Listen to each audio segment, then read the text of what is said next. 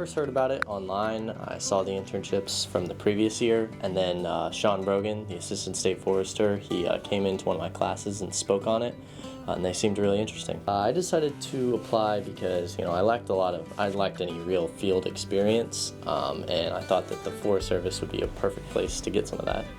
A typical day kind of depends on the day. Sometimes I'm here in the office working on a GIS project or something like that. There's also been many days where it's an early morning and we go into the field to conduct this BMP survey. It really depends on the day. There's a lot of variety.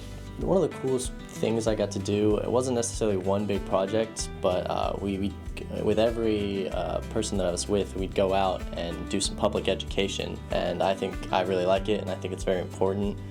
Because a lot of the public, they just don't know, and they rely on us to give them the information, and so it's really fulfilling to see how many people come out to learn.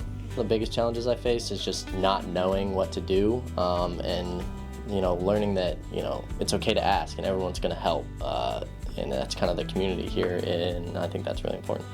This internship has made me want to go into more of a conservation path, and even if it's not conservation, just helping the forestry community to be better and not wasteful and more productive, just a better overall community. I've just really enjoyed my time here, and it's definitely confirmed my thought that I want to be in this field, and it's made me realize that this is what I want to do with my career.